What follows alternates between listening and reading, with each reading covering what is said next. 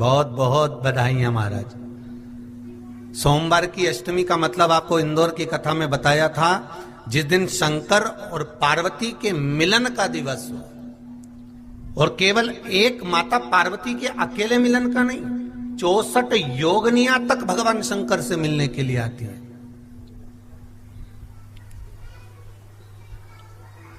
चौसठ योगनिया कहते हैं भगवान के जितने जितने विवाह हुए थे ना, उमा से, सती से, कात्यायनी, कुष्मांडा, चंद्रघंटा, स्कंदा, ये जितने जितने जितने भगवान के विवाह हुए थे, अनेक अनेक उमा आदि आदि जितनी भी भगवान की जो मंगल विवाह हुए थे, सारी माता पार्वती के जितने अंश हुए हैं, माता पार्वती के जितने स्वरूप हुए हैं, ये सारे स्वरूप, सारे अंश माता पार्वती के। ये सोमवार की अष्टमी के दिन भगवान शंकर के मंदिर में आकर शिव जी के सम्मुख में बैठकर उस जलाधारी के नजदीक में, जहां शंकर जी का शिवलिंग होता है, उस जलाधारी के पास में उस दिन केवल पार्वती जी का हस्त कमल नहीं होता, स्वयं मां जगत जननी अपने कामन रूप में 64 योगनियां और शक्तियां सारी की सारी आकर उस जलाधारी के पास में विराजमान हो जाती हैं, और शंकर जी पे जो जल चढ़ता है वो देवियां ग्रहण कर कर शिव को अपना आनंद सुख प्रदान करती हैं। इसलिए कहते सोमवार की अष्टमी का महत्व बड़ा है, बहुत प्रबल। बाबा की कृपा है, शिव की कृपा से, भगवान शंकर की कृपा से ही सब कुछ आनंद में हो।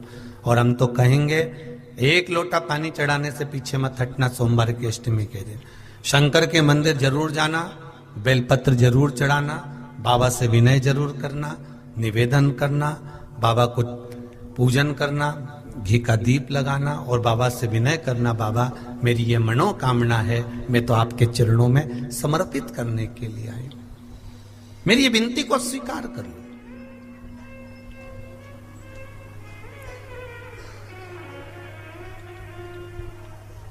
बहुत तकलीफ है और नहीं हो रहा काम, बहुत दिनों से लगे हो, नहीं हो रहा, हरा मूंग ले जाओ।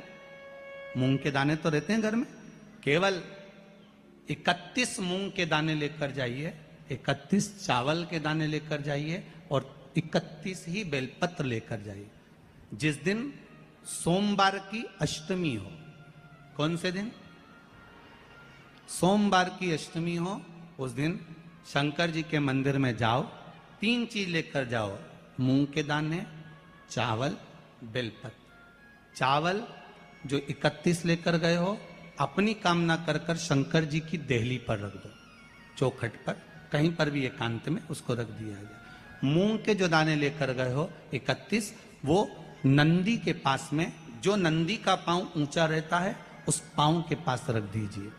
और जो 31 बेलपत्र लेकर गए हो, वो 31 बेलपत्र अशोक सुंदरी वाली जो जगह है, आपको पहले बताया है कथा में, अशोक सुंदरी जी का स्थान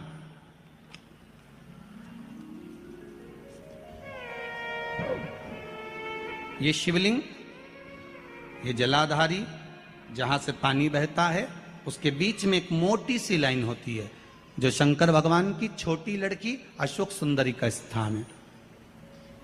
शिव जी के 13 बच्चे हैं, 13 बच्चे में सबसे छोटी लड़की अशोक सुंदरी यहीं पर विराजमान होती है, जहां से पानी नीचे गिरता है। प्रत्येक शिवलिंग के सामने एक मोटी सी लाइन होगी, उस मोटी सी जो लाइन है अशोक सुंदरी, वहां पर जो 31 बेलपत्र लेकर गए हो, अपनी कामना कर कर पीला चंदन, लाल चंदन लगाकर उस पर समर्पित करते जाओ। उसकी डंडी जहां से पानी बहता है उस ओर होना चाहिए। आप निवेदन कर कर देखो, एक सोमवार की अष्टमी पर कर कर देखना, दूसरी सोमवार की अष्टमी आएगी, अपने आप आपका काम हो गया होगा। बाबा से निवेदन तो करो, क्यों भटक रहे? और धतूरे का फूल,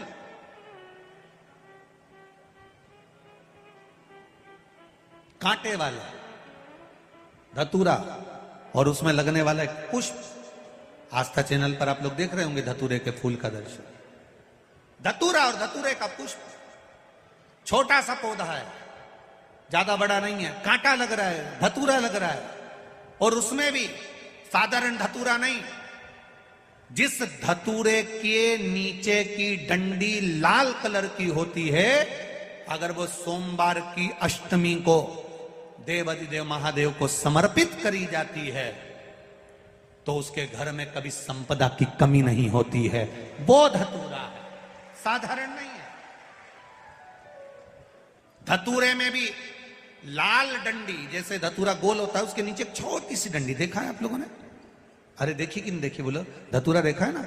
धतूरे के अंदर एक नीचे छोटी सी डंडी होती है, जब तोड़ोगे तो वो डंडी का कलर अगर लाल है, वो डंडी का कलर अगर लाल है, और कभी हम तो कहेंगे जैसे बड़ी बीमारी जिसको हो जाती है, लीवर, किडनी, कैंसर आदि आदि बड़ी बीमारियों से जो जूझ रहा होता है, प्रयास करो, प्रयास महामृत्युंजय का जाप कर कर, महामृत्युंजय का स्मरण कर कर, एक लाल डंडी का धतूरा प्रयास करना।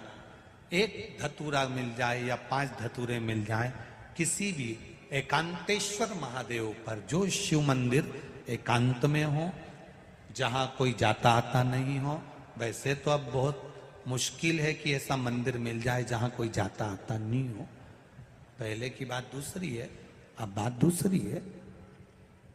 फिर भी कहीं आप रोड पे से निकल रहे हो, एकांतेश्वर महादेव अगर आप कहीं दिख जाए, बहुत बीमारियों से ग्रसित हो, तो भी महामृत्युंजय जाप का स्मरण कर कर या किसी विद्वत ब्राह्मण जन से महामृत्युंजय मंत्र का जाप कराकर, या भगवान शिव के मंत्र का जाप स्वयं कर कर, वो भी ना बने तो पंचाक्षर मंत्र नमः शिवाय, षडाक्षर मंत्र ओम नमः शिवाय, या श्री शिवाय नमस्तुभ्यम जप कर वो लाल डंडी का धतूरा 5 एकांतेश्वर महादेव को आप समर्पित कर सकते हो। रोग थम जाएगा, जो दवाई खाओगे वो शरीर को लगना प्रारंभ हो जाएगी और आप स्वस्थ होना प्रारंभ हो जाएंगे। अगर बड़ा रोग,